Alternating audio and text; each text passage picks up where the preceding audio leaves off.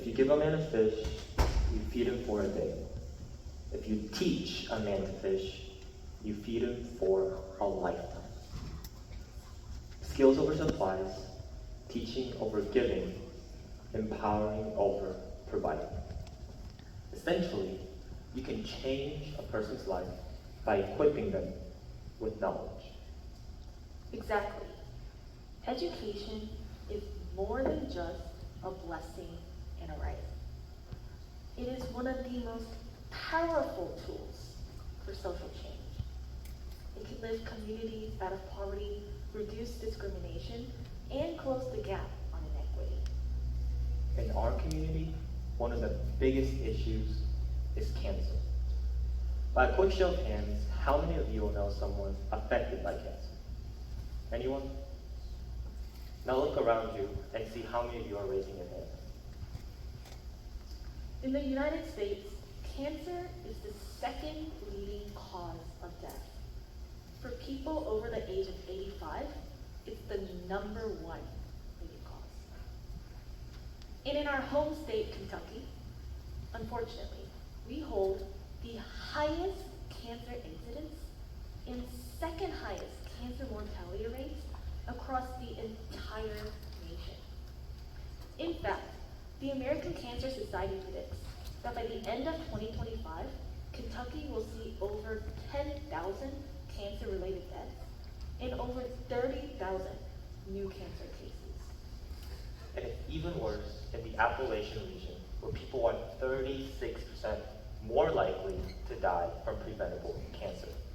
Which makes you wonder, why? That's where the social determinants of health model comes in. Social determinants of health are non-medical factors that affect health, like income, housing, and especially education. Low education contributes to low health literacy, which contributes to a higher probability of engaging in risky behaviors, which ultimately increases cancer risk.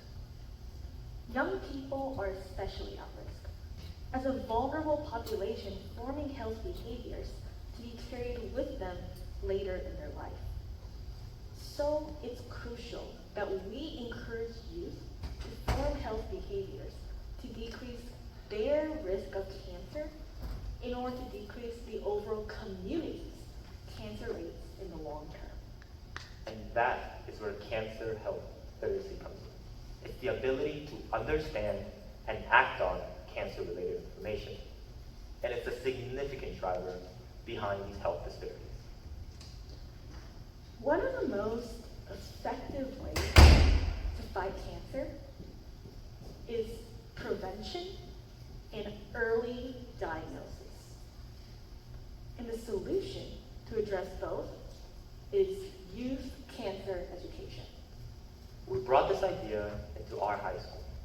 Our aim was to promote youth cancer education as a preventative framework to reduce rural health disparities. Cancer is a complex issue. Though seemingly simple, cancer education can preventatively address it. We also collected data using pre and post surveys to reduce rural health disparities. We reached out to a professor at the University of Kentucky Market Cancer Center for his research-based cancer curriculum and managed logistics with school administrators. Our spin to the intervention, though, was peer-led. We gathered a group of student leaders from STEM Club and Student Council at our school, and they served as the peer teachers of the intervention. That was the key takeaway of our intervention, that we were working with peers together to use education to address a societal issue. Students teaching students. Because if we want to reduce health disparities in the long run, we need to start by changing now how young people learn about cancer and health. We taught the entire secondary high school using a research-based curriculum. Lesson 1 on cancer basics and disparities. Lesson 2 to risk behaviors and modified behaviors, and lesson 3 on cancer treatments. Our intervention was successful. In the experimental group, it significantly increased students' knowledge of cancer. Now, we are expanding. This year, we're implementing another peer-led cancer education intervention, but this time with the focus on inquiry-based learning strategies. So far, we've secured funding from the University of Kentucky Center of Excellence for Rural Health, and currently, we're working on designing the health education materials that will be incorporated into the 3-part intervention: video-guided discussion, arts project-based learning, and self-paced modules. And all these materials are based on research-based principles of inquiry-based learning, McCrell educational strategies, and the social cognitive theory. Next year, we're taking a step further. We're planning to implement a storytelling-based version of the cancer curriculum for younger students. The best part of this peer-led cancer education intervention was that we were all working together to shape our community and our future. But it doesn't have to stop there. You can also make a difference. By talking about cancer, by sharing this information, we as a community can raise cancer awareness and promote youth health education. And that was the biggest takeaway of our TED Talk.